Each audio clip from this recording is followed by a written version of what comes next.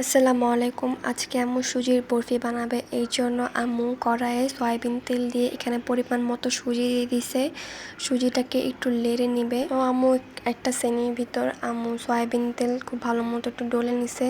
এরপর সুজিগুলো নামাই ওই কড়াইয়ে আম্মু পরিমাণ মতো তেল দিয়ে সামান্য একটু পানি দিছে চিনিটাকে গলার জন্য। তার আগে আম্মু চিনি গলার আগে আম্মু এখানে 2টো এলাচ থেতলে নিছে। এরপর আম্মু মিষ্টিটাকে ব্যালেন্স করার জন্য এখানে সামান্য পরিমাণ লবণ দিছে। এরপর আম্মু চেক করতেছিল শিরাটা হয়ে গেছে নাকি। শিরাটা হয়ে যাওয়ার পর আম্মু এখানে সুজিটা ঢেলে দিবে। সুজি ঢেলে দেওয়ার পর সুজির ঢালা অবস্থায় কিন্তু এটাকে লাড়তে হবে। তো আম্মু তাই করে নিতেছে। এরপর এটাকে লাড়া হয়ে গেলে আম্মু এখানে দুধ দিয়ে দিবে। মানে আম্মু এখানে গুঁড়া দুধ গুলিয়ে নিছে, আপনারা যদি গরুর দুধ দিতে চান তাহলে দিতে পারেন। এরপর আম্মু এটাকে একটু লাড়ার পর এখানে আম্মু যখন দেখছে এটা হয়ে গেছে, মানে দুধটা শুকিয়ে গেছে, তখনই আম্মু এখানে নারকেল দিয়ে দিবে, কারণ বাসায় বাদাম ছিল না। আপনাদের কাছে যদি বাদাম থাকে তাহলে অবশ্যই বাদাম দিবেন।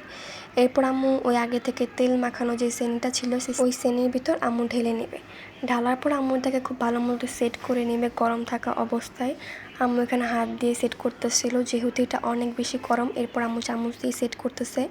এরপর আম্মু এখানে উপর দিয়ে আবার কিছু নারকেল ছিটিয়ে দিল। আগে বললাম যে বাসায় নারকেল ছিল না। এখন আম্মু এখানে দিয়ে দিবে কিশমিশ দিয়ে দেওয়ার পর এটাকে আম্মু প্রায় 2 থেকে 3 ঘন্টার মতো রেস্টে রাখবে, মানে এটা সেট হওয়ার জন্য। সেট হয়ে যাওয়ার পর আম্মু একটা ছুরির সাহায্যে এটাকে যে কোনো শেপে কেটে নেবে। আপনারা আপনাদের মানে যেরকম ইচ্ছা সেরকমভাবে কেটে নিতে পারেন। তো আম্মু এটাকে স্কোয়ার শেপে কেটে নিচ্ছে। কাটা হয়ে গেলে আম্মু এটা একটা প্লেটের মধ্যে তুলে নেবে। ট্রাই করতে পারেন, এটা কিন্তু ডেজার্ট হিসাবে অনেক ভালো।